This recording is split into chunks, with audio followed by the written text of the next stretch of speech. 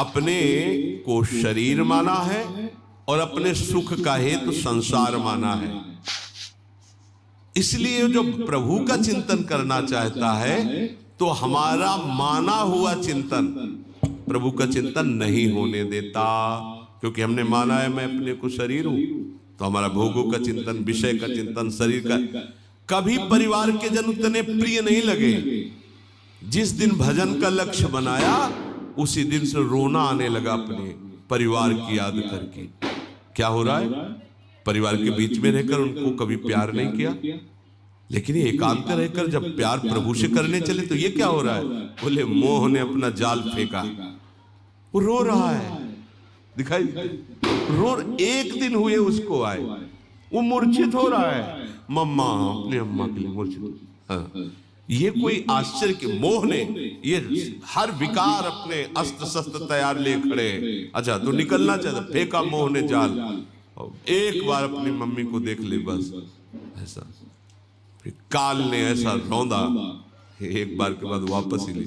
ये ऐसा विवर है, ऐसी गुफा है माया की, जिसने प्रवेश कर दिया वो वापस नहीं आया।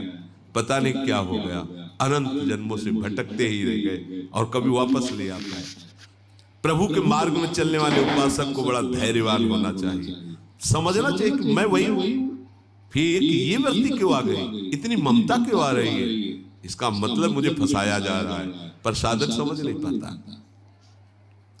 जब ध्रुव जी तन्मय होने लगे भगवत चिंतन में, तो आवाज आई, बेटा मेरी रक्षा करो, बेटा मेरी रक्षा करो। तो हल्की से आंख खुली, देखा यक्ष उनकी माता को जबरदस्ती लिए जा रहे हैं और उनकी माता कह रही, ये दृश्य देखा, बेटा मेरी रक्षा करो। तो उन्होंने विचार किया, महाराज पिताश्री उत्तानपाद के होते हुए हमारी माता का अपहरण यक्ष कैसे कर सकते हैं?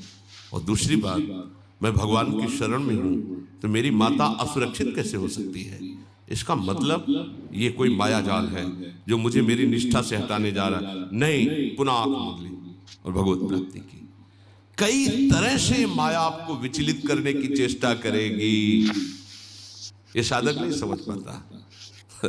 बहुत विचित्र है, बहुत विचित्र। अति सय प्रबल देव तव माया, बहुत प्रबल माया है।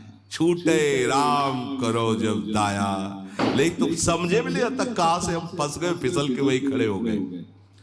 संसार का चिंतन स्वतः होता है। सामने देखते हुए किसी एक बिंदु पर नेत्र को टिका देना, ये उपाय है मन को। किसी एक बिंदु पर, कोई एक बिंदु आसपास चयन कर लीजिए।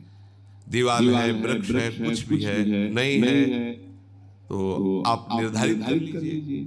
किसी भी कुछ तो होता ही है दृश्य अपने रूप तो, जैसे तो आकाश की तरफ करके ऐसे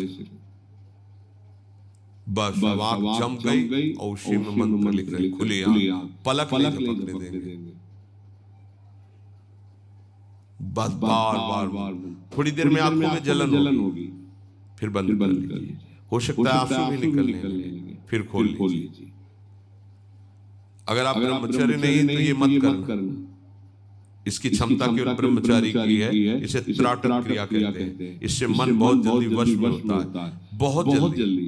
ये बिल्कुल इसका तो देखा है। और ऐसा एकाग्र पुरुष जो संकल्प करेगा वही हो जाएगा, उसकी क्षमता के अनुसार। हाँ, अगर आपको एक कदम नहीं चलने का संकल्प, तो आप एक कदम नहीं उस समय तक चल सकते जिस समय तक उसकी दृष्टि एकाग्र है। ये योगिक क्रियाएं हैं, इनके द्वारा मन को समाधान और सबसे सहज सरल क्रिया प्रार्थना। भजन करने के पहले आराध्य देव को प्रणाम करके उनसे प्रार्थना करनी चाहिए कि प्रभु आप मेरे को बल दीजिए, आपके बल से इस विषयी मन को मैं आपके नाम रूप लीला धाम में लगाऊं।